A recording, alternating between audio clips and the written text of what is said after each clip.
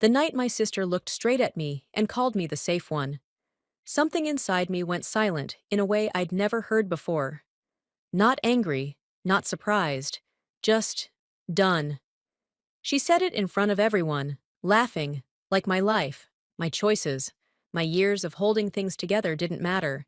They laughed with her, too. Even my mother. The kind of laugh that tells you they've already written your story without ever asking what it cost you to survive it. I remember standing there, glass in hand, feeling the weight of every time I'd swallowed my pride, every time I'd let them believe I didn't mind being the background to their spotlight. For years, I thought keeping the peace meant keeping quiet. That night, I realized silence doesn't make you noble. It just makes you invisible. So I stopped waiting for them to see me, and they have no idea what's coming next. Cold wind scraped across the cockpit glass, blending with the slow hum of the rotor still spinning down. I landed the helicopter on the San Diego base just as the sun disappeared behind the hangars. The storm that had swallowed the northern border was finally dying, leaving behind silence, debris, and 7 lives that somehow still had a pulse. I could still see their faces, the half-frozen, half-broken ones who looked at me like I wasn't real, like I was just the thing that showed up between them and the dark. I pulled off my helmet, my sleeves streaked with oil and salt. Every mission ended the same way, not with triumph, but with a strange emptiness, a stillness so clean it almost hurt, like the air after thunder stops. The phone buzzed on the console. "Don't forget Clarissa's engagement dinner next week. Please, no uniform this time. No greeting, no warmth, just instruction, polite enough to sting. As if what I wore said more about me than what I'd done. I leaned back in the seat, reading the message again until the words blurred in the reflection of the windshield. Outside, the sky had turned metallic violet, that quiet color between endings and beginnings. Funny, I thought, how people can measure your life in the things they never cared to understand. The runway lights glowed behind me as I drove away, their reflection fading in the rearview mirror. The night air smelled of fuel and rain. Somewhere beyond the mountains, Montana waited, colder than any altitude I'd ever survived. And I could feel it already, another storm forming on the horizon, one I'd have to fly through without a map. Winter light in Montana has a strange purity. Too white, too clean, as if it scrubs the warmth out of everything it touches. The road stretched for miles through the frozen pines, and each mile felt heavier than the last. By the time I turned onto my mother's street, the snow had buried the fences, and the house glowed like a stage set, new, polished, nothing like the one my father built. The air inside hit me first, lavender candles, and something synthetic underneath, a scent trying too hard to be elegant. Clarissa came running down the hallway, all perfume and practiced perfection. She hugged me tightly, camera ready even in her own living room. I let her talk. She always filled silence like she was afraid of hearing herself think. She said Nathan couldn't wait to meet me, that he'd served in Yemen, that he was a SEAL. The word landed in the air like a trophy. I smiled, polite. Then came my mother, hair fixed, pearls gleaming, the picture of control. Her eyes moved over me, the way she used to inspect my uniform before high school competitions, searching for flaws. She called me dear and told me I looked tired, asked if I was still doing those rescue things. I said I was doing what I knew best. The words fell flat between us. Dinner that night glowed under soft yellow light, all too perfect. Clarissa talked about venues, menus, and Nathan's charm. My mother nodded, every mention of stability ringing like a hymn. I caught the way her eyes drifted toward me when she said successful, as if I were the opposite of that word. When the meal ended, I stepped out to the porch. The air sliced through my lungs, sharp and clean. Moonlight burned across the snow, so bright it almost hurt to look.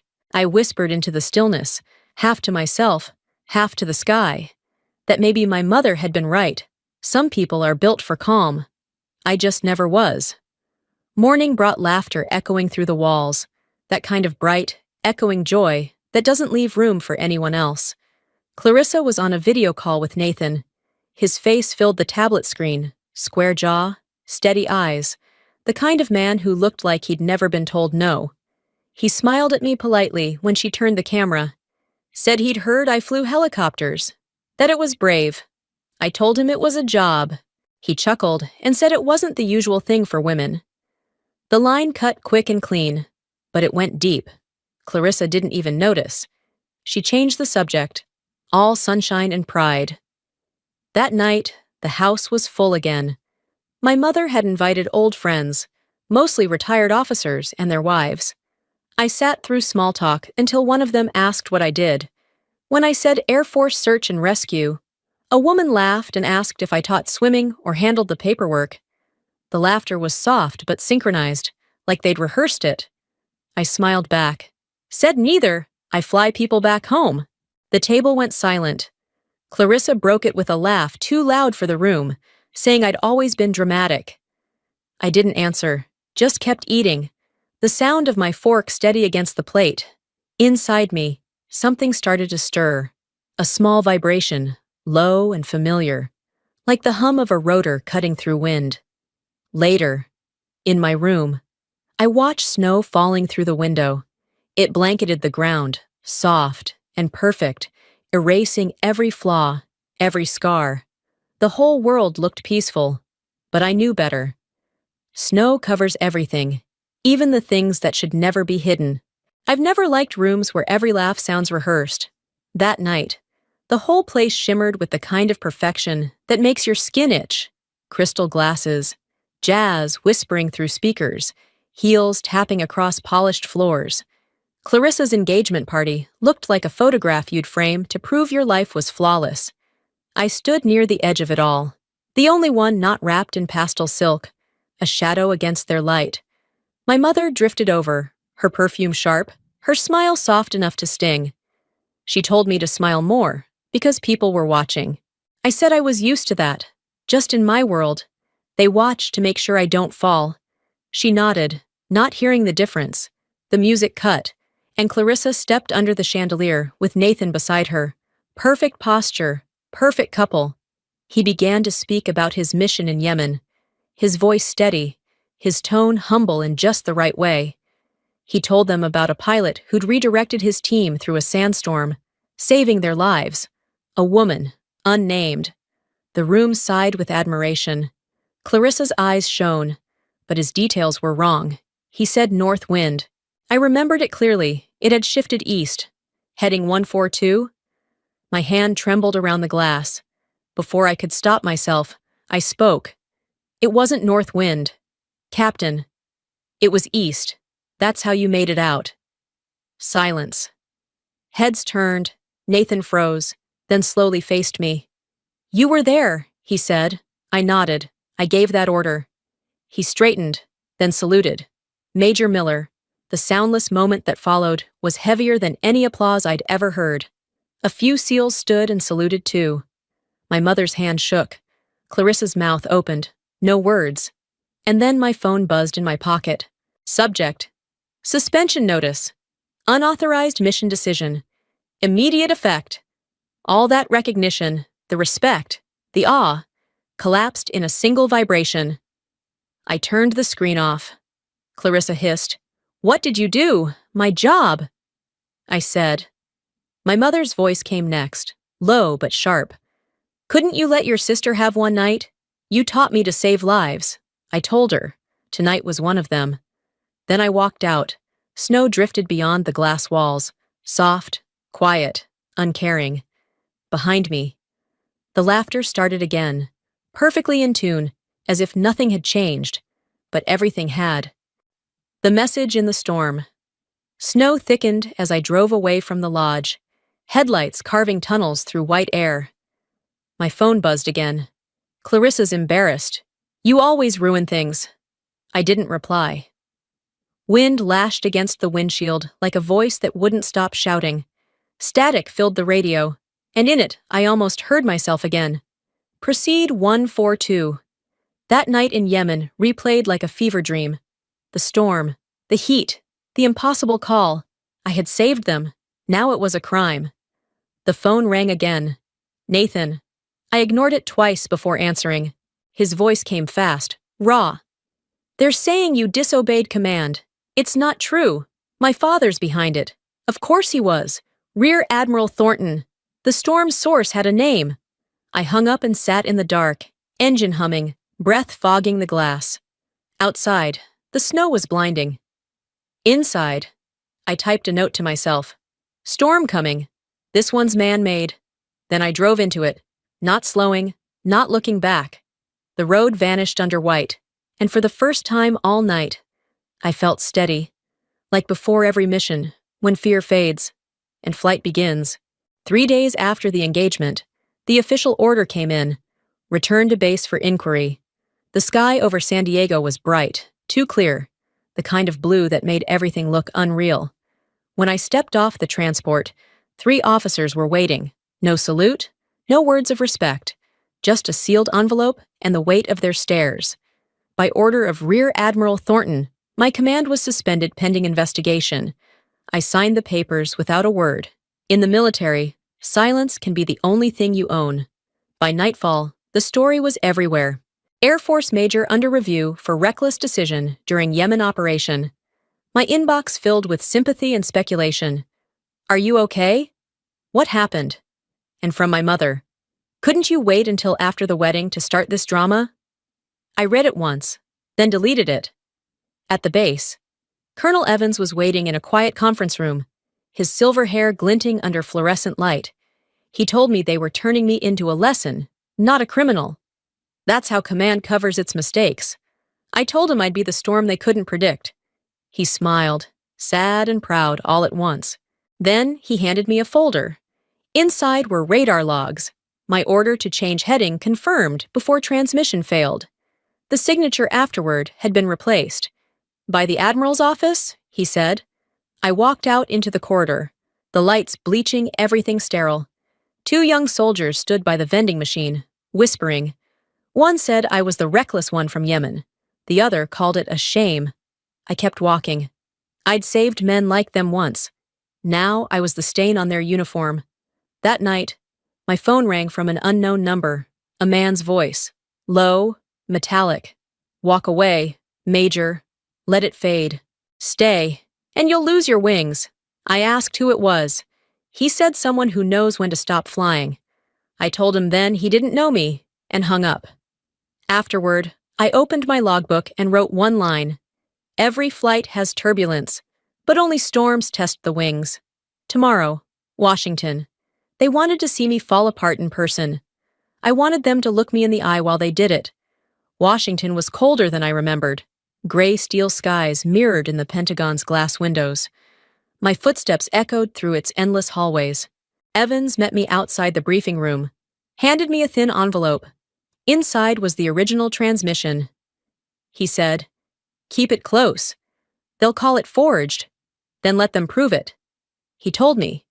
When the doors closed, Thornton was already there, sitting at the head of the table, medals gleaming like armor, 2 generals beside him, a clerk typing every word. Major Miller, he began.